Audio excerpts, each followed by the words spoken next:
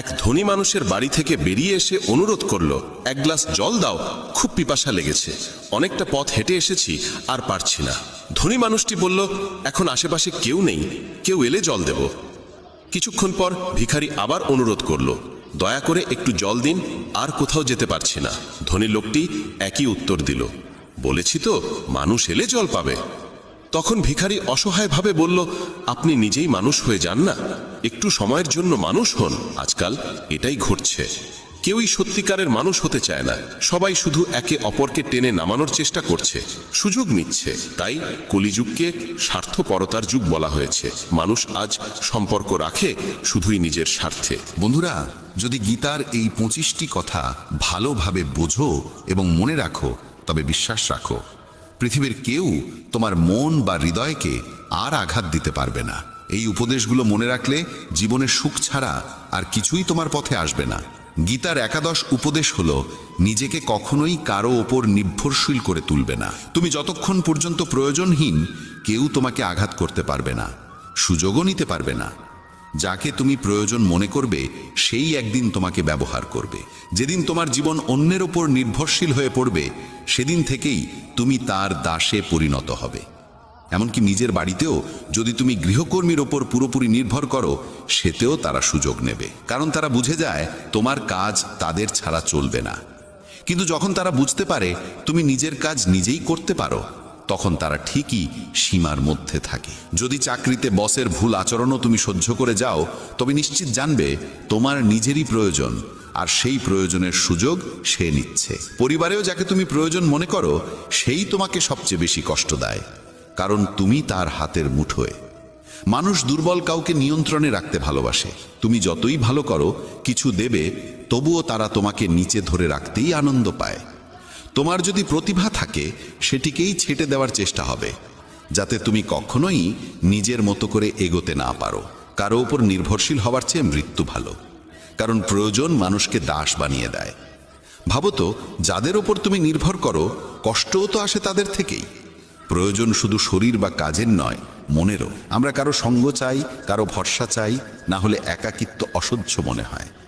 তখনই ভুল মানুষের দিকে আকর্ষণ জন্মায়, আর তারা সেই দুর্বলতাকে ব্যবহার করে জীবনকে নরকে পরিণত করে। মনে রাখবে, তোমার মা বাবা ছাড়া এ পৃথিবীতে কেউ জন্মায়নি যে তোমাকে ব্যবহার করবে না। তাই কখনো নিজেকে কারো প্রয়োজনের দাস বানিও না। গীতার দ্বাদশ উপদেশে বলা হয়েছে, যে মানুষ ব্যর্থতার ভয়ে চেষ্টা করা বন্ধ করে দেয়, সে কখনোই জীবনে বড় সাফল্যের স্বাদ পায় না। রাগ মানুষের মনে বিভ্রান্তি সৃষ্টি করে, সেই বিভ্রান্তি মনকে অস্থির করে, অস্থির মন যুক্তিকে নষ্ট করে দেয়, আর যুক্তিহীন মানুষ ধ্বংসের দিকেই এগোয়। মহান সাফল্যের দরজা খুলে যায় যে 5টি চাবিতে: সৎ চিন্তা, মনোযোগ, সত্যনিষ্ঠা, দৃঢ় সংকল্প এবং অবিরাম পরিশ্রম। সেগুলিই মানুষের জীবনে সাফল্য এনে দেয়। পক্ষপাতহীন ও নিঃস্বার্থ কর্ম ছাড়া মুক্তি বা পরিত্রাণের আশা করা অর্থহীন। যখন মানুষ নিজের ইন্দ্রিয়ের দাস হয়ে পড়ে, তখন কাম, আলস্য, লোভের মতো দোষগুলো তাকে গ্রাস করতে শুরু করে। তাই লক্ষ্য পূরণের জন্য নিজের কাজে পূর্ণ মনোযোগ, সম্পূর্ণ নিবেদন এবং নিরবিচ্ছিন্ন অধ্যবসায় অপরিহার্য। সম্পদ, লাভ বা পুরস্কারের আকাঙ্ক্ষা মন থেকে দূর না করলে কাজে মনোযোগ জন্মায় না। শ্রীকৃষ্ণ বোঝান যে মানুষ কেবল কর্মের অধিকারী, ফলের নয়। তাই প্রত্যাশাহীনভাবে কাজ করতে পারলে তবেই কর্মফলের যোগ্য হওয়া যায়। রাগ মানুষের চিন্তা শক্তি কেড়ে নেয়, ফলে সঠিক সিদ্ধান্ত নেওয়া কঠিন হয়ে পড়ে। লোভ, প্রতিদান বা স্বার্থের টানে করা কর্ম কখনোই প্রত্যাশিত ফল দেয় না। অকল্যাণকর চিন্তা দূর করার একমাত্র উপায় হলো শুভ ভাবনা গ্রহণ করা এবং ইতিবাচকভাবে চিন্তা করা। মানুষের মন পরিবর্তনশীল। আমরা যাদের সঙ্গে থাকি, যে পরিবেশে সময় কাটাই, সেখান থেকেই আমাদের চিন্তাভাবনা ও অভ্যাস গড়ে ওঠে। মানুষ যা দেখে, যা শোনে, যা অনুভব করে, তাতেই সাড়া দেয়। যে ব্যক্তি সৎকর্মকে নিজের সৌভাগ্য, আশীর্বাদ বলে মনে করে, সে নিজের কল্পনার চেয়েও বহুগুণ বেশি ফল পায়। আর বড় স্বপ্ন পূরণ করতে হলে মনকে কল্পনার শক্তিতে সমৃদ্ধ করতে হয়, কারণ কল্পনাই বড় স্বপ্নের প্রথম আলো জ্বালায়। গীতার ত্রয়োদশ শিক্ষা বলে যে সম্পর্কের ক্ষেত্রে সীমারেখা লঙ্ঘন হলে সেই সম্পর্ক টিকে না। বয়সে বড় কিংবা ছোট যেই হোক না কেন, সম্পর্ক তখনই সুন্দর থাকে যখন উভয়ই একে অন্যকে সম্মান দেয়, মূল্য দেয় এবং নিজ নিজ সীমার ভিতরে থাকে। যেখানে সীমা নেই, যেখানে পারস্পরিক সম্মান নেই, সেই সম্পর্ক একসময় ভেঙে পড়বেই। গীতার আরেক শিক্ষা জানায় যে যারা বাইরে থেকে বন্ধু সেজে থাকে অথচ অন্তরে ক্ষতি করার ফন্দি আটে, তাদের থেকে দূরে থাকাই শ্রেয়। চাণক্য বলেছিলেন, এমন মানুষ ঠিক সেই পাত্রের মতো যার মুখে অমৃত আর ভেতরে বিষ। যাকে অমৃত ভেবে পান করো তা আসলে বিষ হয়ে ওঠে, তাই এদের এড়িয়ে চলাই উত্তম। গীতা শেখায় যে নিজের সুখ দুঃখ সবাইকে বলা উচিত নয়, কারণ মানুষের চোখে সুখের ওপর ঈর্ষা আর দুঃখের ওপর উপহাস ভর করে থাকে। সবাই তোমার আনন্দে খুশি হয় না, মানুষ ঈর্ষান্বিত হয়। তাই সব অশ্রু চোখে আনতে নেই, সব ক্ষত সকলের সামনে প্রকাশ করতে নেই, কারণ মানুষ হাতে লবণ নিয়ে ঘোরে, তোমার ক্ষত দেখলেই ছিটিয়ে দেবে। এই পৃথিবীতে এমন মানুষও আছে যারা দুঃখীদের আরো দুঃখী করে, সুখীদের মনেও কষ্ট ঢুকিয়ে দেয়। নিজের মনের কথা সেই ব্যক্তিকেই বলো যে বোঝার ক্ষমতা রাখে। জীবনে নতুন সূচনার জন্য অনেক সময় পুরনোকে পুরোপুরি মুছে ফেলতে হয়। কুন্তী প্রশ্ন করেছিলেন, শ্রীকৃষ্ণ কেন এমন ভয়াবহ যুদ্ধ ঘটালেন? কৃষ্ণ বলেছিলেন যে অধর্ম চারিদিকে ছড়িয়ে পড়েছিল এবং নতুন যুগের পথ খুলতে হলে তার সম্পূর্ণ বিনাশ প্রয়োজন। যেমন কোনো প্রাসাদ ভেঙে পড়লে বা জীর্ণ হয়ে গেলে তা ভেঙে নতুন করে গড়া হয়, তেমনি জীবনে কিছু নতুন পেতে হলে পুরনোকেই আগে সরিয়ে ফেলতে হয়। গীতা বলে যে জীবনে যখন নিজেকে একা মনে হবে তখন বুঝতে হবে এই পৃথিবীতে মানুষ একাই আসে এবং একাই ফিরে যায়। প্রকৃত অর্থে কারোর কেউ নয়। যে পিতামাতা জীবন দেয় তারাও একদিন চলে যায়। তাহলে অন্যের কাছ থেকে কি বা আশা করা যায়? কেউ যদি পথ ছেড়ে চলে যায়, মনে রাখবে ঈশ্বর কখনো কাউকে ছাড়েন না, তিনি সব সময় সঙ্গে থাকেন। কৃষ্ণ অর্জুনকে বলেছিলেন, মানুষ আমাকে মানুক বা না মানুক সকলেই আমার সন্তান, তাই কাউকে আমি কখনো ত্যাগ করি না। মানুষ ঈশ্বরের অংশ, তাই তাকে ঈশ্বরের সন্তানও বলা হয়। একাকিত্ব কোনো দুঃখের বিষয় নয়, বরং ভুল মানুষের সঙ্গই সবচেয়ে ভয়ঙ্কর। একটি প্রবাদ আছে, কিছু না থাকার চেয়ে কিছু থাকা ভালো, কিন্তু আরেকটি সত্য হলো নিরর্থক কিছু থাকার চেয়ে কিছুই না থাকা ভালো। তাই ভুল মানুষের সঙ্গে থাকার চাইতে একা থাকা শ্রেয়। এই শিক্ষা তাদের জন্য বিশেষ প্রয়োজন যাদের একাকিত্ব ভীত করে। দুঃখ বা নিঃসঙ্গতাকে ভয় পেও না, কারণ এই পৃথিবীতে কেউ কারোর স্থায়ী নয়। গীতা আরও জানায় যে জীবনে নতুন শুরু করতে চাইলে পুরনোকেই কখনো কখনো সম্পূর্ণ মুছে ফেলতে হয়। কুন্তীর সেই প্রশ্নের জবাবে কৃষ্ণ বলেছিলেন যে যখন অন্যায় অগাধ হয়ে যায় তখন ন্যায়ের পথে নতুন সূচনা আনতে পুরনোকে ভেঙে ফেলা ছাড়া উপায় থাকে না। পুরনো প্রাসাদ যেমন ভেঙে নতুন করে গড়া হয়, তেমনি জীবনে অগ্রসর হতে গেলে অনর্থক পুরনো বন্ধনগুলো ভাঙতেই হয়। গীতার আরেক গভীর শিক্ষা হলো ধন, ক্ষমতা বা পদমর্যাদার অহংকার মানুষকে পতনের দিকে ঠেলে দেয়। দুর্যোধন গর্ব করত ভীষ্ম, দ্রোণ বা কর্ণের মতো যোদ্ধা তার পাশে আছে, তাই পাণ্ডবদের হারানো তার কাছে সহজ। এই গর্বই তাকে পতনের দিকে নিয়ে গেল।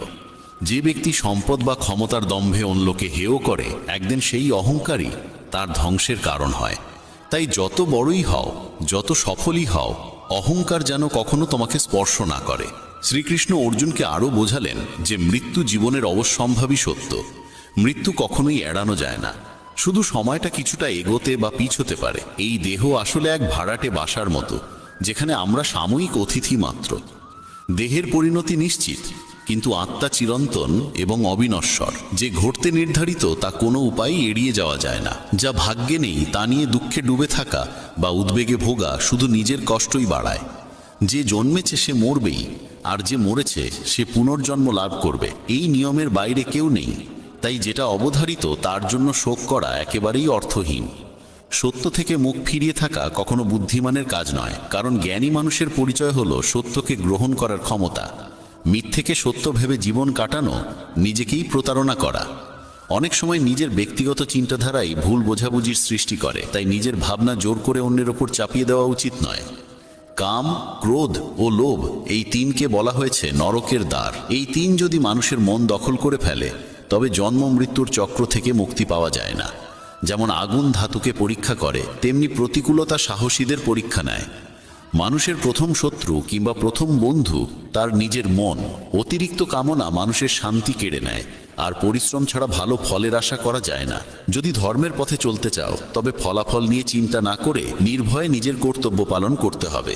গীতার 22তম উপদেশ হল, যেখানে ভালোবাসা, সম্মান বা মূল্য নেই, সেখানে কখনো থাকা উচিত নয়। মহাভারতের যুদ্ধ শুরুর আগে শ্রীকৃষ্ণ শান্তির প্রস্তাব নিয়ে হস্তিনাপুর গিয়েছিলেন। তখন শকুনি দুর্যোধনকে বলেছিল যে কৃষ্ণকে সম্মান দেখাও, তাকে নিজের পক্ষে টেনে আনলে পাণ্ডবেরা দুর্বল হয়ে যাবে। দুর্যোধন কৃষ্ণকে তার গৃহে নিমন্ত্রণ জানিয়ে বলল তার আতিথ্য গ্রহণ করতে।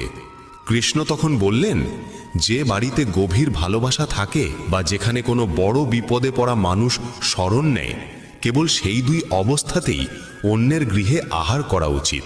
দুর্যোধনের প্রতি তার কোনো ভালোবাসা নেই, আর কৃষ্ণ কোনো বিপদেও পড়েননি, তাই স্বার্থপর মানুষের বাড়িতে যাওয়া যায় না। এখান থেকেই শিক্ষা, যেখানে ভালোবাসা, সম্মান বা মূল্য নেই, সেখানে থাকা মানেই অপমান ডেকে আনা। মানুষকে থাকতে হবে সেই জায়গায় যেখানে তাকে সত্যিই শ্রদ্ধা করা হয়। গীতার 23তম উপদেশে বলা হয়েছে, মূর্খ ও দুষ্ট মানুষের কাছে জ্ঞান দেওয়া উচিত নয়।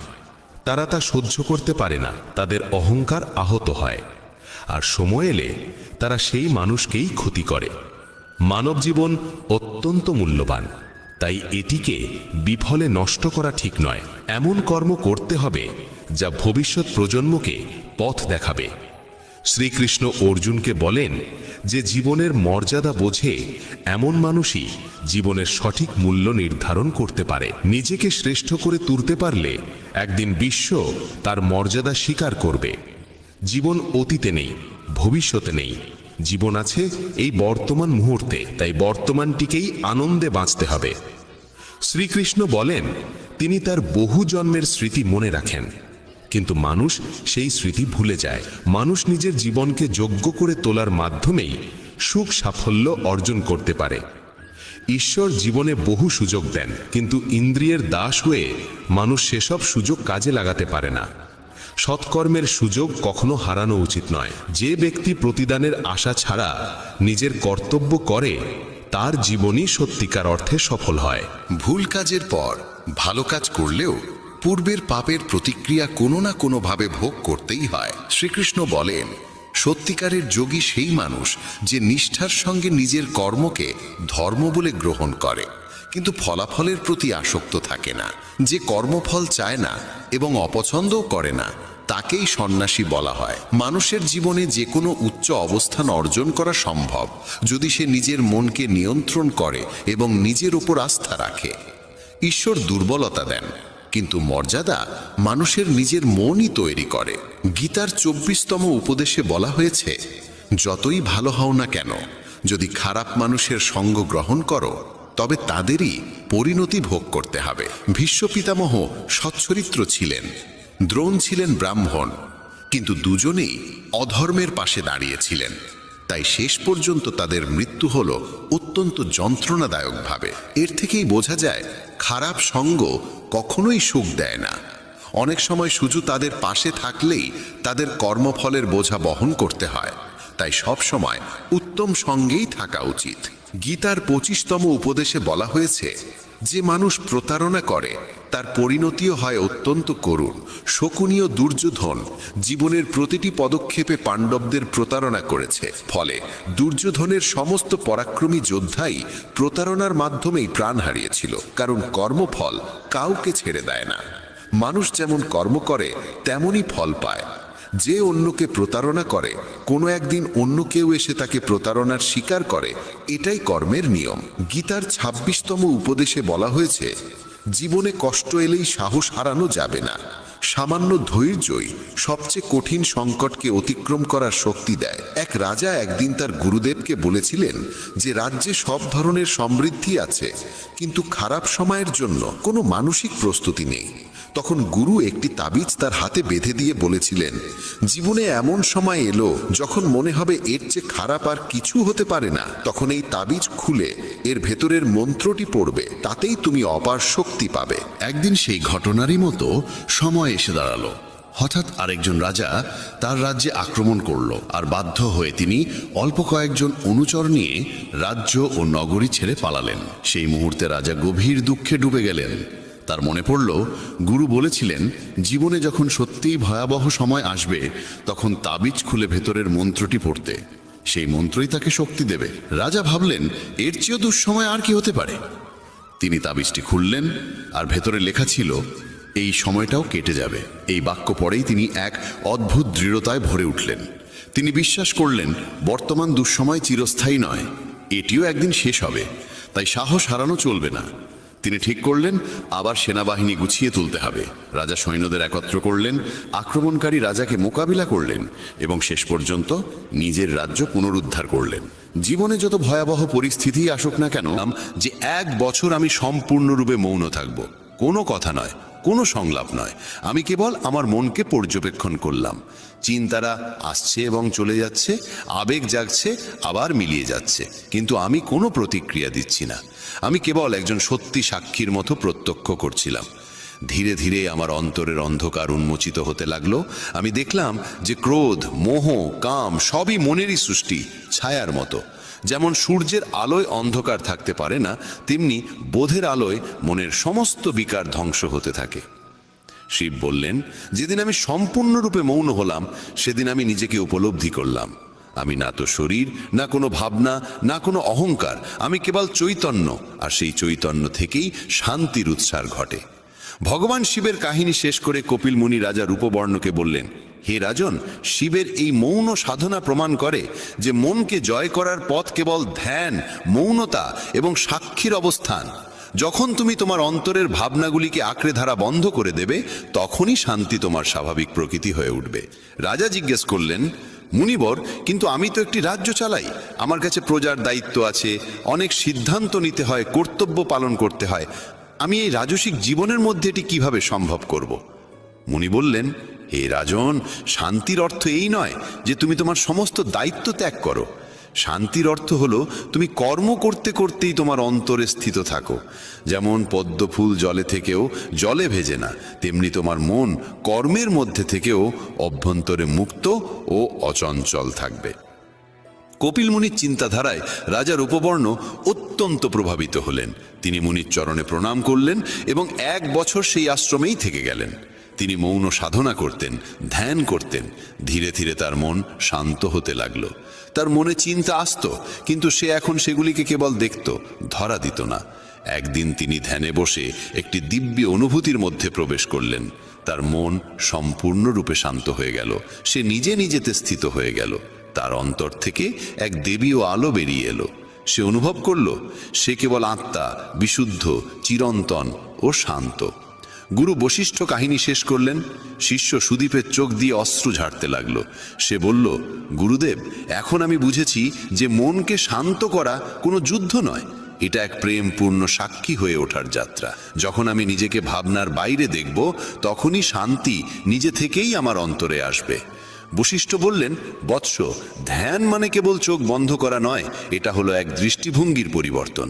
যখন তুমি সংসারকে নয়, নিজেকে দেখতে শুরু করবে, তখনই তুমি নিজেই শিব হয়ে উঠবে। সুদীপ তপস্যা শুরু করলো। এখন সে ধ্যান করত, চিন্তা আসলেও তাদের চলে যেতে দিত। সে নিজেকে কেবল একজন সত্যি সাক্ষী হিসেবে দেখত। ধীরে ধীরে তার শক্তি অন্তর্মুখী হতে লাগলো।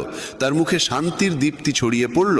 তার বাক্য হয়ে উঠল মধুর, আর তার মন এক স্বচ্ছ আয়নার মতো নির্মল হয়ে উঠল।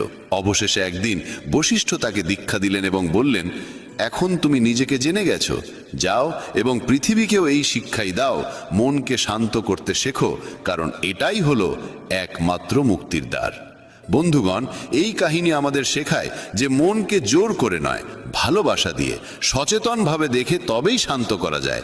যখন আমরা ভাবনাগুলিকে কেবল আসতে যেতে দিই এবং সেগুলিকে আঁকড়ে ধরা বন্ধ করি, তখন আমাদের অন্তর থেকেই শান্তির স্রোত প্রবাহিত হতে শুরু করে। শিব, কপিল মুনি এবং গুরু বশিষ্ঠ আমাদের সেই পথই দেখিয়েছেন যে শান্তি বাইরের কোনো বস্তুতে নেই, তা আমাদের নিজের অন্তরের গভীরে লুকিয়ে আছে। বন্ধুগণ, মৌনই হচ্ছে বন্ধন এবং মোক্ষের মূল কারণ। এই মনই আমাদের জন্ম মৃত্যুর চক্রে আবর্তিত করে চলেছে। সংসারের সমস্ত ইন্দ্রজালের কেন্দ্রবিন্দু এই মনই। যতক্ষণ না মন থেকে কল্পনার প্রবাহ বন্ধ হয় ততক্ষণ মোক্ষ সম্ভব নয়। আমাদের এই শরীর, মূল প্রকৃতি, 5টি মহাভূত মন, বুদ্ধি, অহংকার প্রভৃতি 24টি উপাদানে গঠিত। মন 5 মহাভূতের থেকেই উদ্ভূত হয়, কিন্তু নিজে কোনো মূল কারণ নয়, তাই একে বিকৃতি বলা হয়। এটি ইন্দ্রিয়গুলির উপর রাজত্ব করে। মন না থাকলে ইন্দ্রিয়গুলি কখনো কোনো বস্তুতে আসক্ত হতে পারে না। আমাদের মনই ইন্দ্রিয়গুলিকে কার্য সম্পাদনে বাধ্য করে। রাজা পরীক্ষিতকে বোঝাতে গিয়ে পরমহংস সুপদেবজি মহারাজ বলেছিলেন, কখনো মনকে বন্ধু ভাবা উচিত নয়। যেমন এক চতুর শিকারী ধৃত পশুর উপর কখনো ভরসা করে না, তেমনি এক যোগীরও উচিত নয় যে সে নিজের মনে ভরসা করুক, কারণ এই মনই কাম, ক্রোধ প্রভৃতি শত্রুদের আক্রমণ করতে সুযোগ দিয়ে যোগীর সাধনাকে ধ্বংস করে দিতে পারে। তাই মনকেই বলা হয়েছে মোক্ষ এবং বন্ধনের মূল কারণ। মন মিথ্যা হলেও সেটি আত্মস্বরূপকে আচ্ছন্ন করে রাখে। কেবল ভগবান এবং গুরুর উপাসনার মাধ্যমে এই মনকে পরাস্ত করা যায়। মানুষের সুখ বা দুঃখের কারণ সে নিজে নয়, কোনো দেবতাও নয়, এমনকি এই শরীরও নয়। এর মূল কারণ একমাত্র মন। মনই গোটা জগতের চক্রকে চালনা করে। এটাই ইন্দ্রিয়গুলিকে বিষয়গুলির সঙ্গে সংযুক্ত করে এবং চেতনার বিভিন্ন বৃত্তির সৃষ্টি করে। যদিও আত্মা সম্পূর্ণ নিষ্ক্রিয়, তবু মনই সমস্ত কর্মের কেন্দ্রবিন্দু।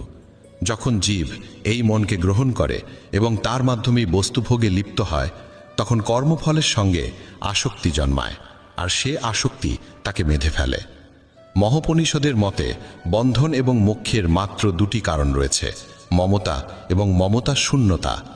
আমি ব্রহ্ম নই, এই সংকল্প দৃঢ় হলে মন বন্ধনে পড়ে, আর সবই কিছুই ব্রহ্ম, এই দৃঢ় ভাবনায় মন মুক্ত হয়ে যায়। মন সর্বত্র গমন করতে পারে, এমন সব স্থানে পৌঁছে যায় যেখানে ইন্দ্রিয়গুলি যেতে পারে না, এমনকি ইন্দ্রিয় বিষয়গুলিও যেখানে অগ্রসর হতে অক্ষম। কিন্তু মন যেহেতু মায়িক, তাই এটি পরম তত্ত্বকে জানতে অক্ষম। বন্ধুগণ, উপনিষদে মনকে 2 প্রকার বলা হয়েছে, একটি শুদ্ধ মন এবং অপরটি অশুদ্ধ মন। যে মনে কামনা থাকে, অর্থাৎ যে মনে বস্তু ভোগের ভাবনা জন্মায়, সেটি অশুদ্ধ মন, আর যে মনে কোনো কামনা থাকে না, সেটি শুদ্ধ মন। কামনাযুক্ত মনে বন্ধনের কারণ, আর কামনা শূন্য মনই মোক্ষের কারণ।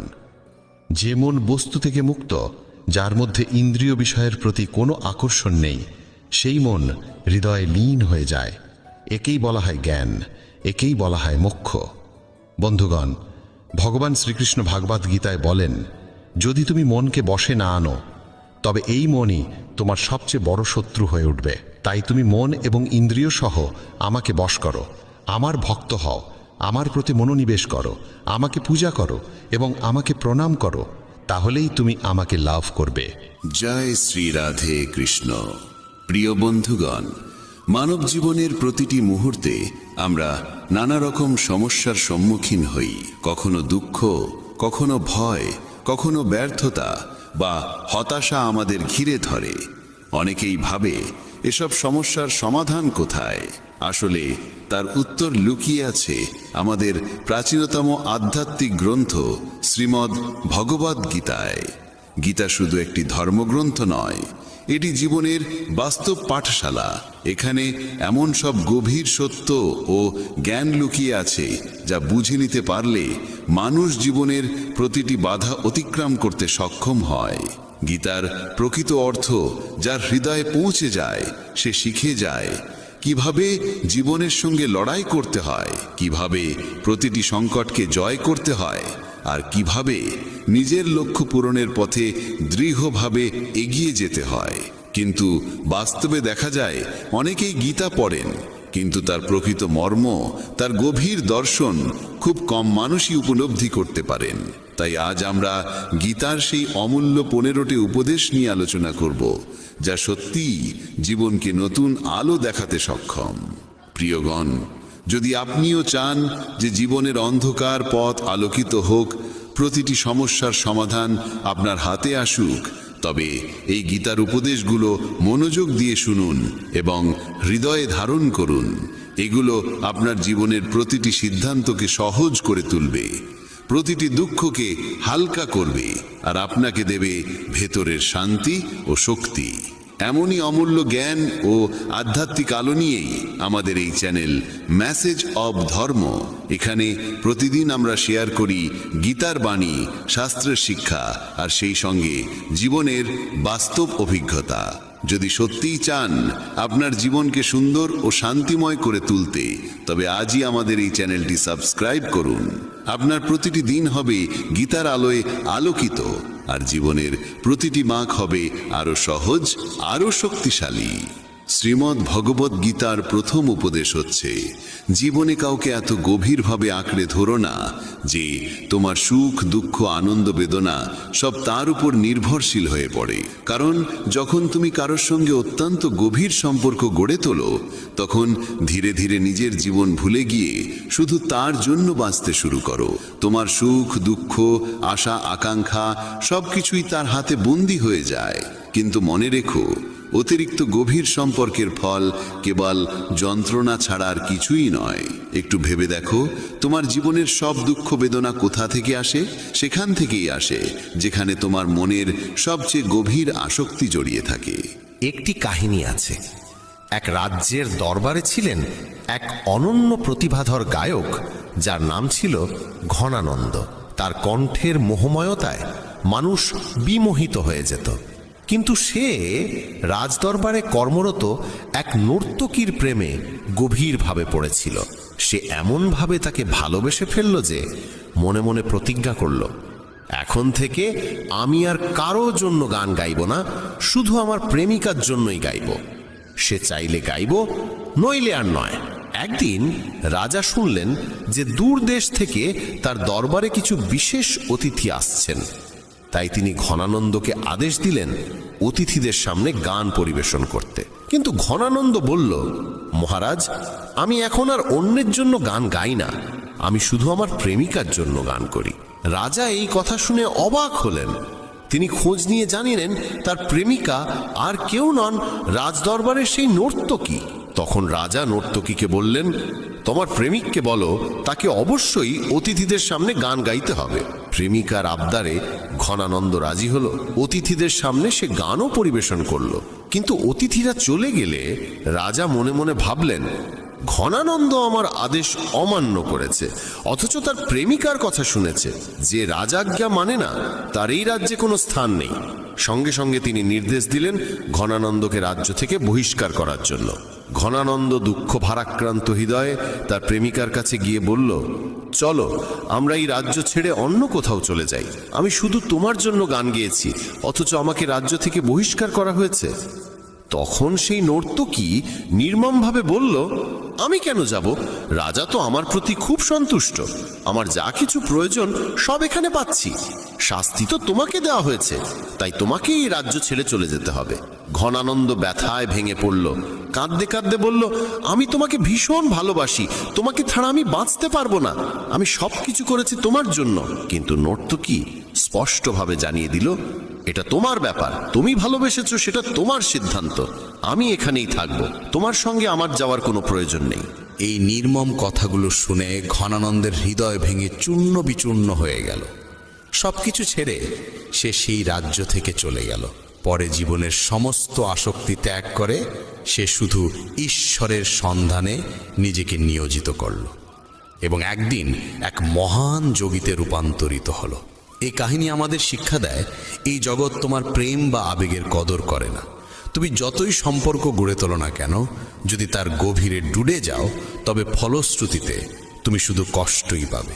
বাইরের জগতে সবার সঙ্গে স্বাভাবিকভাবে চলাফেরা করো, কিন্তু অন্তরে কাউকে অতিরিক্ত আঁকড়ে ধরো না।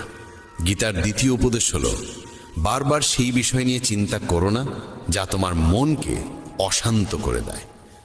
বাস্তবিক অর্থে জীবন হলো এক প্রবাহমান স্রোতের মতো। যতক্ষণ তুমি সেই স্রোতের সঙ্গে ভেসে চলবে, ততক্ষণ তোমার মন হালকা থাকবে। কিন্তু একবার যদি তোমার মন কোনো একটি জায়গায় আটকে যায়, তখনই দুঃখ ও যন্ত্রণার সূত্রপাত হয়। মানুষের জীবনে দুশ্চিন্তা, চাপ ও মানসিক অশান্তি তখনই আসে যখন সে একটি বিষয়কে বারবার মনে মনে ঘুরিয়ে ঘুরিয়ে ভাবতে থাকে। এই পুনরাবৃত্তি আসল দুশ্চিন্তার জন্ম দেয়। তাই মনে রেখো, যে বিষয় তোমার নিয়ন্ত্রণে নেই তাকে ছেড়ে দাও।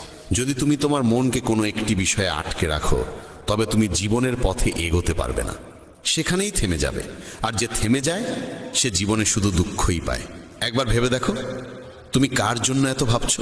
কেউ কি সত্যিই তোমার জন্য ভাবে? তোমার সুখ দুঃখ, আনন্দ বেদনা কিংবা জীবন মৃত্যু, এসব নিয়ে আসলে কারো মাথা ব্যথা নেই। পৃথিবীর এই সত্য মনের গভীরে ধারণ করো, তোমার কষ্ট বা সুখ নিয়ে কেউ প্রকৃত অর্থে গুরুত্ব দেয় না। তাই অকারণে এক বিষয়ে বারবার ভাবা একেবারেই অর্থহীন। মানুষ বারবার একই চিন্তায় ঘুরপাক খেতে খেতে শুধু মাথা নষ্ট করে ফেলে। সমস্যার সমাধান তাতে হয় না। তখন তার অবস্থা হয় যেন সে এক অদৃশ্য জালে আটকে আছে, যেখান থেকে মুক্তির কোনো পথ খুঁজে পাচ্ছে না। মনে রেখো, যদি সত্যিই সুখী হতে চাও, তবে কখনোই তোমার চিন্তাকে একটি মাত্র বিষয়ে আটকে দিও না। চিন্তাকে প্রবাহিত হতে দাও, জীবনকে এগিয়ে নিয়ে যেতে দাও। তখনই দেখবে মন অকারণে কষ্টে জর্জরিত হবে না, বরং তুমি হবে মুক্ত, হালকা আর আনন্দময়। শ্রীমদ্ ভগবদ্ গীতার তৃতীয় উপদেশ হলো, মানুষের চোখে নিজের মূল্য খুঁজতে যেও না। অনেকেই বলে, আমরা সবার জন্য এত কিছু করি, অথচ আমাদের কদর করে না। সত্যিই তো, আমরা চেষ্টা করি সবাইকে খুশি রাখতে, সবার সঙ্গে ভালোভাবে চলতে, তবু কেউ আমাদের গুরুত্ব দেয় না। কিন্তু প্রশ্ন হলো, তোমার কদর অন্যের কাছে চাইছো কেন? কারো স্বীকৃতি, কারো প্রশংসা, কারো মুখে শোনা যে তুমি আমার জন্য এত কিছু করেছো, এইসবের পেছনে ছুটছো কেন? যদি এর জন্য দৌড়তে থাকো, তবে তুমি শুধু নিজের সময়ই নষ্ট করবে না, বরং নিজেকেই আঘাত করবে। কারণ মানুষকে যতই দাও না কেন, তারা কোনোদিন তোমার কদর করবে না। এই পৃথিবীতে আসলে কেউ কারো মূল্য বোঝে না। দেখো, মা বাবা সন্তানের জন্য কত ত্যাগ করেন, নিজের সারা জীবন উৎসর্গ করে দেন, অথচ বড় হলে সেই সন্তানরাই অকারণে তাদের মন ভাঙে, কথা শোনে না। তাই যদি মনে করো তুমি অন্যের জন্য কিছু করলে বদলে সে তোমাকে কদর করবে, তবে ভুলে যাও, এ ভাবনা শুধু তোমাকে দুঃখই দেবে। তাই অন্যের জীবনে নিজের মূল্য খুঁজো না। তারা কদর করুক বা না করুক, অন্তত তুমি নিজেকে কদর করতে শেখো। অন্যের পেছনে কেন নিজের জীবন নষ্ট করবে? তবে এর মানে এই নয় যে তুমি মানুষের সঙ্গে খারাপ ব্যবহার করবে। মানুষের সঙ্গে ঠিক ততটাই সম্পর্ক রাখো যতটুকু প্রয়োজন, এর বেশি নয়, যাতে নিজের জীবনটাই নষ্ট হয়ে যায়। গীতার চতুর্থ উপদেশ হলো, প্রতিদিন অন্তত একবার নিজেকে জিজ্ঞাসা করো, আমি মানুষের জন্য যে কাজগুলো করছি সেগুলো আমাকে আনন্দ দিচ্ছে নাকি কষ্ট দিচ্ছে? যদি কোনো ভালো কাজ করেও কেবল দুঃখই পাও, তবে সেই ভালো কাজেরই বা কী লাভ? কারো প্রতি অতিরিক্ত যত্ন নিয়ে যদি শুধু কষ্টই পাও, তবে সে যত্ন কিসের? জীবনে যদি দেখো কোনো কিছু করতে গিয়ে শুধু বেদনা আসছে, তবে তা যতই ভালো হোক না কেন সেটি ছেড়ে দেওয়াই শ্রেয়। অনেকেই বলে, আমরা তো নিঃস্বার্থ ভালোবাসা দিচ্ছি, আমাদের মনে কোনো ভণ্ডামি নেই। কিন্তু মনে রেখো, আজকের পৃথিবীতে নিখুঁত ভালোবাসার মূল্য কেউ দিতে জানে না। মানুষ আসলে তা চায় না। যেমন একবার ভারতের একটি হোটেলে এক বিদেশি পর্যটক এলো। সে দুধ খাবার অর্ডার দিল। হোটেল মালিক মনে করলো বিদেশি অতিথি এসছে, তাকে আমাদের দেশের খাঁটি দেশি দুধ খাওয়ানো উচিত। তাই সে এক গ্লাস খাঁটি দুধ পাঠালো। অতিথি দুধ খেয়ে খুবই আনন্দ পেল, আরেক গ্লাস চাইল। কিন্তু দ্বিতীয় গ্লাস দুধ খাওয়ার পরই তার শরীর খারাপ হয়ে গেল। অথচ দুধ ছিল একেবারে খাঁটি, সম্পূর্ণ বিশুদ্ধ, কিন্তু তার শরীর ছিল ভেজাল জিনিসের অভ্যস্ত। তাই সেই খাঁটি দুধ হজমই হলো না। আজকের মানুষও ঠিক তেমন। তুমি যতই খাঁটি ভালোবাসা দাও, সেই ভালোবাসা তাদের পক্ষে হজম করা সম্ভব হয় না। তাই জীবনে যা কিছু করছো সেটি নিয়ে নিজেকে প্রশ্ন করো, এতে তুমি আনন্দ পাচ্ছ নাকি দুঃখ পাচ্ছ? যদি আনন্দ পাও তবে তা চালিয়ে যাও, কিন্তু যদি কেবল দুঃখই আসছে, তবে মানুষের জন্য সেই কাজ করা বন্ধ করে দাও যা তোমাকে শুধু যন্ত্রণা দেয়। বন্ধুগণ, শ্রীমদ্ ভগবদ গীতা শুধু বই নয়, এটি জীবনের দিশারি। এখানে প্রতিটি শ্লোক আমাদের জন্য আলো দেখায়, শক্তি যোগায়, আর আমরা চাই এই আলো আপনাদের প্রত্যেকের জীবনে পৌঁছে যাক। তাই যদি এখনো আমাদের মেসেজ অব ধর্ম পরিবারে যোগ না দিয়ে থাকেন, তবে অবশ্যই চ্যানেলটি সাবস্ক্রাইব করুন, যাতে গীতার এই অমূল্য জ্ঞান প্রতিদিন আপনার হৃদয়ে প্রবাহিত হয়। গীতার পঞ্চম উপদেশ হল, নিজের সব কথা কারো সঙ্গে ভাগ করে নিও না। মনে রেখো, হৃদয়ের গোপন কথা নিজের কাছেই রাখা ভালো। যদি চাও কেউ তোমাকে অবহেলা করুক, তোমার কদর করা বন্ধ করে দিক, তবে তোমার জীবনের সব কথা তাকে বলে দাও। বাস্তবে মানুষ তেমন যোগ্য নয় যে তুমি তাদের কাছে নিজের সব উন্মোচন করবে। প্রায়ই শুনি, জীবনে এমন একজন তো থাকা উচিত যার সঙ্গে আমি সব ভাগ করে নিতে পারি। চেষ্টা করে দেখো, যদি কাউকে সব বলে দাও তবে বদলে অবমাননা না পাও তবে বলো। প্রায় সব ক্ষেত্রেই দেখা যায় তুমি যতটা খোলাখুলি হবে মানুষ ততটাই তোমার মূল্য কমিয়ে দেবে। তাই সব কথা, সব অনুভূতি সবার কাছে বলার দরকার নেই। কিছু কিছু যদি নিজের মনে জমা থাকে তবে সেটিই উত্তম। কারণ এই জীবন তোমার, অন্যকে কেন এমন গভীরভাবে ঢুকতে দেবে যে তার ছাড়া তোমার চলাই সম্ভব হবে না? মানুষকে শুধু ততটাই জানাও যতটা জানালে কোনোদিন তোমার কষ্ট না হয়। গীতার ষষ্ঠ উপদেশ হলো, প্রতিশোধের আগুনে কখনো নিজেকে দগ্ধ করো না।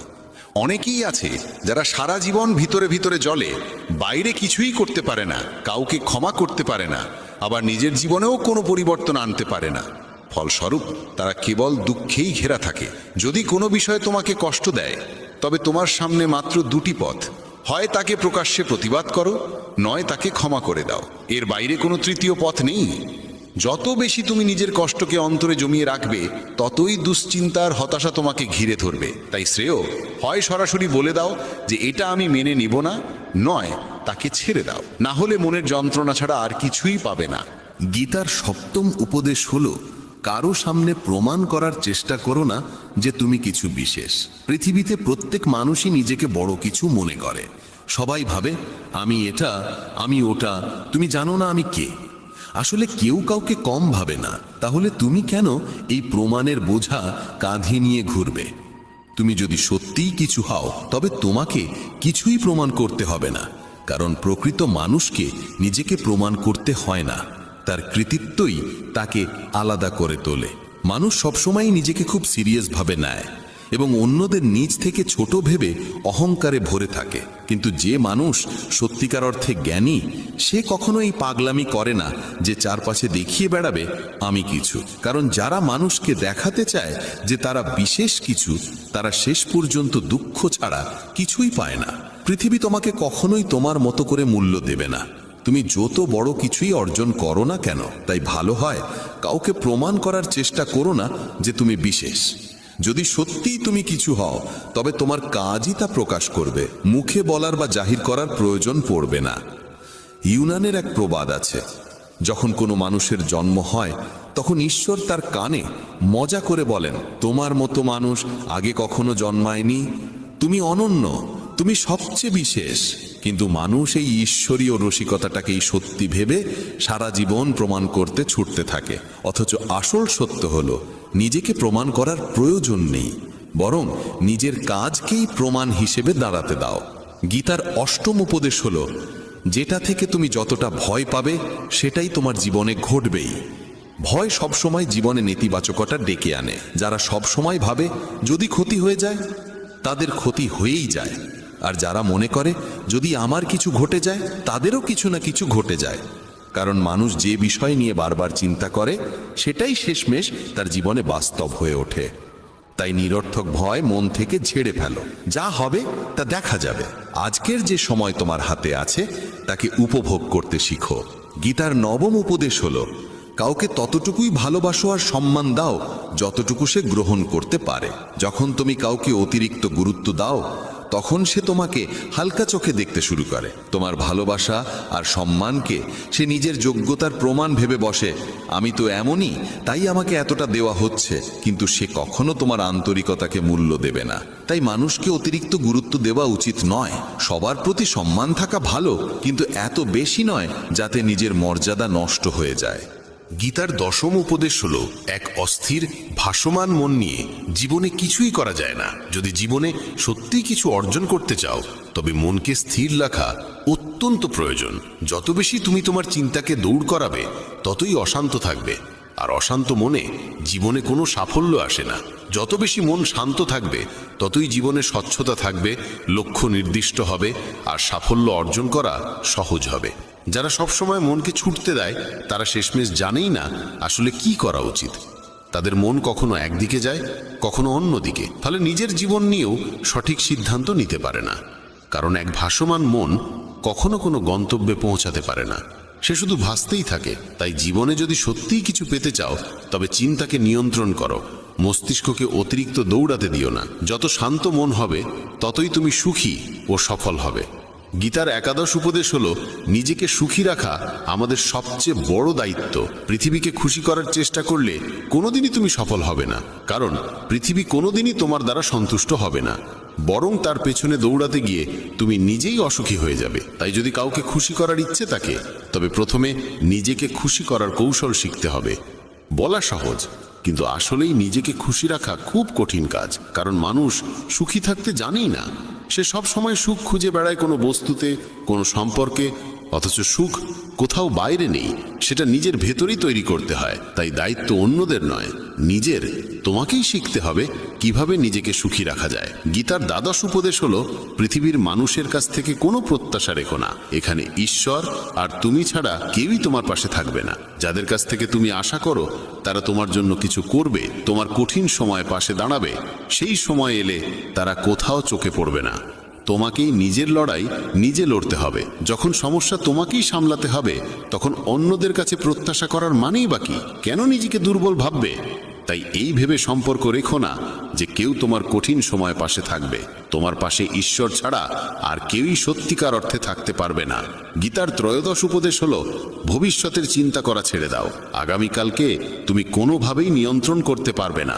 আগামী দিনের চিন্তা ও পরিকল্পনা আজকের আনন্দ কেড়ে নেয়। তাই মন থেকে সব ভয় ঝেড়ে ফেলো আর বিশ্বাস রাখো, যাই হবে ভালোই হবে। গীতার চতুর্দশ উপদেশ হলো জীবনের কিছু পথ তোমাকে একাই চলতে হবে। যদি সবসময় ভিড়ের সঙ্গে চলো তবে তুমি ভিড়ের অংশ হয়েই থেকে যাবে আর সেই ভিড়ের ভেতরেই শেষ হয়ে যাবে। যদি সত্যি নিজের পরিচয় গড়তে চাও তবে লক্ষ্য তোমার নিজস্ব হতে হবে, পথও তোমার নিজস্ব হতে হবে। তাই অন্যরা যা করছে তা অনুকরণ করো না, এমন কিছু করো যাতে একদিন পৃথিবী তোমাকে অবাক হয়ে দেখে। গীতার পঞ্চদশ উপদেশ হলো পৃথিবীতে কখনো কারো কাছে ভালোবাসা ভিক্ষা চেও না, কারণ ভালোবাসা ভিক্ষা চাওয়ার বিষয় নয়। যদি কেউ তোমাকে সত্যিই ভালোবাসে তবে তাকে কিছু বলতে হয় না, সে আপনা আপনি তোমাকে ভালোবাসবে। আর যদি তোমাকে ভালোবাসার জন্য বলতে হয় তবে বুঝে নাও সেখানে কোনো ভালোবাসাই নেই। যেমন মা বাবার কাছে ভালোবাসা চাইতে হয় না, তারা আপনা আপনি ভালোবাসেন। ভালোবাসা চাওয়া বা দেওয়া কোনো হিসেবের ব্যাপার নয়, এটা তো নিজে থেকেই বয়ে চলে। আর কোনো সম্পর্কে সবচেয়ে খারাপ জিনিস হলো সেখানে ভালোবাসার জন্য ভিক্ষা করতে হওয়া। যদি কোনো সম্পর্ক সেই পর্যায়ে পৌঁছে যায় তবে সেখান থেকে বেরিয়ে আসাই ভালো। ভালোবাসা ভিক্ষা করার বস্তু নয়, ভালোবাসা কেবল দেওয়ার বিষয়। যে সত্যি ভালোবাসে সে ভালোবাসা না দিয়ে থাকতেই পারে না। তাই নিজের মর্যাদাকে সম্মান করো, আর যে ভালোবাসে না তার জন্য কখনো পাগল হয়েও না। যে মানুষ গীতার এই 15টি উপদেশ নিয়মিত শুনবে এবং জীবনে প্রয়োগ করবে, বিশ্বাস করো জীবনের প্রতিটি কঠিন মুহূর্ত সে সহজে হাসি মুখে পার করে যাবে। প্রিয় ভক্তগণ, আজ আমরা গীতার সেই অমূল্য উপদেশগুলো নিয়ে আলোচনা করলাম। আশা করি এই শিক্ষা আপনাদের জীবনকে আলোকিত করবে এবং প্রতিটি বাধা অতিক্রম করার শক্তি দেবে। যদি এই আধ্যাত্মিক যাত্রা আপনার ভালো লেগে থাকে তবে অবশ্যই আমাদের মেসেজ অফ ধর্ম চ্যানেলটি সাবস্ক্রাইব করুন। এতে করে গীতার প্রতিটি শিক্ষা শ্রীকৃষ্ণের জয় শ্রীকৃষ্ণ, কারণ আপনার এই ভক্তি এই যাত্রাটিকে আরো অলৌকিক করে তুলবে। বন্ধুরা, ভগবান শ্রীকৃষ্ণ বলেন, জীবনে প্রকৃত সামঞ্জস্য সেই ব্যক্তিই আনতে পারে যে ভক্তি ও কর্তব্যের মধ্যে সঠিক সমতা স্থাপন করে। যদি কেউ কেবলমাত্র পূজা পাঠে নিমগ্ন থাকে অথচ নিজের পরিবার, সমাজ ও আত্মিক দায়িত্বের উপেক্ষা করে, তাহলে তার ভক্তি অসম্পূর্ণ বলে গণ্য হয়। কারণ ভক্তি শুধু মন্দিরে ঘন্টার পর ঘন্টা বসে থাকা বা মন্ত্র জপ করার মধ্যেই সীমাবদ্ধ নয়, বরং এটি এমন একটি অনুভব যা আমাদের আচরণ, সিদ্ধান্ত ও দায়িত্বে প্রকাশিত হওয়া উচিত। শ্রীকৃষ্ণ বলেন, ভক্তি তখনই সার্থক হয় যখন তা আমাদের কর্মে প্রতিফলিত হয়।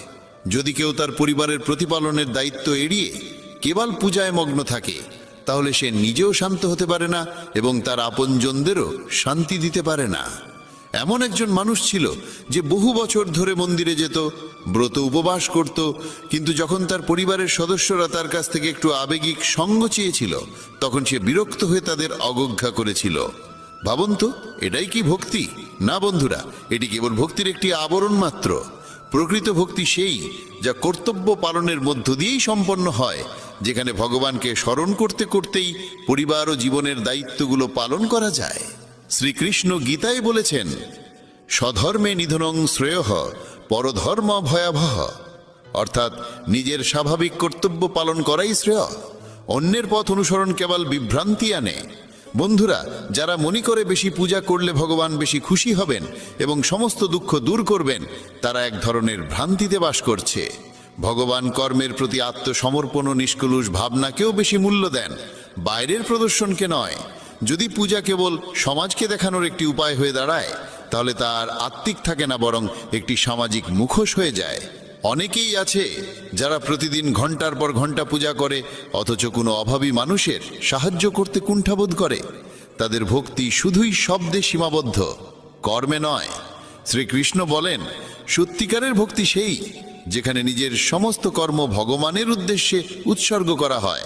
সেটা রুটি বানানো হোক, সন্তানদের দেখাশোনা হোক, কিংবা কঠিন সময় পরিবারের পাশে দাঁড়ানো হোক। যখন আমরা আমাদের কর্মকে পূজা মনে করে করতে থাকি, তখনই ভক্তির পূর্ণতা আসে। কিন্তু আজকাল দেখা যায় মানুষ পূজা করে এবং সঙ্গে সঙ্গে ফল প্রত্যাশা করে। যেমন কেউ যদি 1 মাস নিয়মিত পাঠ করে, তাহলে সে চায় তার সমস্যা তৎক্ষণাৎ দূর হয়ে যায়, আর যখন সেটা হয় না, তখন সে ভগবানের উপর রাগান্বিত হয়ে ওঠে। এই মনোভাবই ভক্তিকে দুর্বল করে তোলে। শ্রীকৃষ্ণ বলেন, আশা রাখা ভুল নয়, কিন্তু সেই আশাকে ভগবানের সঙ্গে শর্ত হিসাবে জুড়ে দেওয়া ভক্তির আত্মার পরিপন্থী। যদি আপনি ভগবানের প্রতি প্রেম করেন, তবে সেই প্রেম হতে হবে নিঃস্বার্থ। ফল আসুক বা না আসুক, প্রকৃত ভক্ত সেই যে ভগবানের ইচ্ছাকে সর্বোচ্চ গুরুত্ব দেয়, পরিস্থিতি যেমনই হোক না কেন।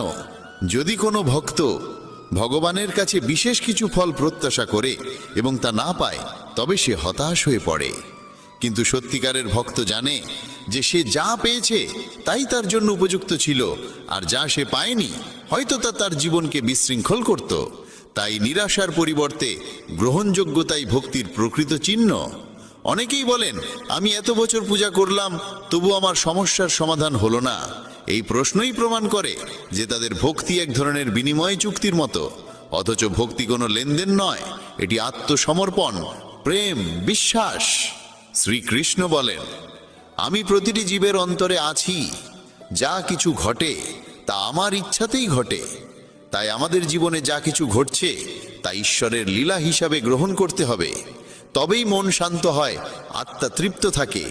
বন্ধুরা, যখন মানুষ কথা বুঝে ফেলে যে ভগবান তাকে যা দেন তাই তার জন্য উপযুক্ত, তখন সে ভগবানের প্রতি অভিযোগ করা বন্ধ করে দেয়, এবং অভিযোগ বন্ধ হলেই ভক্তির প্রকৃত আনন্দ শুরু হয়। শেষে এটুকুই বলা যায়, পূজা পাঠ জীবনের একটি গুরুত্বপূর্ণ অংশ, কিন্তু এটিকে কেবল বাইরের আচার অনুষ্ঠানে সীমাবদ্ধ রাখবেন না। এটিকে জীবনের স্বাভাবিক এবং সহজ অভ্যাস করে তুলুন, যেখানে প্রতিটি কর্মে, প্রতিটি সম্পর্কে, প্রতিটি প্রয়াসে ভগবানের উপস্থিতি অনুভব করা যায়। সেটাই প্রকৃত ভক্তি। ভারসাম্য বজায় রাখা অত্যন্ত জরুরি, তবেই মানুষ ভক্তির পাশাপাশি দায়িত্বশীল জীবনও যাপন করতে পারে। তখন সে ভগবানের আশীর্বাদও পায়, আবার পরিবারের আনন্দও ধরে রাখতে পারে। তাই বন্ধুরা, জীবনে কর্ম ও ভক্তি উভয়েরই গুরুত্ব সমান। এই দুইয়ের মধ্যকার সেতু বন্ধনই প্রকৃত আধ্যাত্মিক পথ, যা আমাদের সব পরিস্থিতিতে অনুসরণ করা উচিত। ভগবানের উপদেশ সর্বদা আমাদের জীবনকে সঠিক দিশা দেখানোর জন্যই থাকে, কিন্তু আমাদের মানবিক সীমাবদ্ধ দৃষ্টিভঙ্গির কারণে আমরা প্রায়শই ভগবানের উদ্দেশ্যকে ঠিকঠাক বুঝতে পারি না, অথচ তার পরিকল্পনা অনেক গভীর ও ব্যাপক।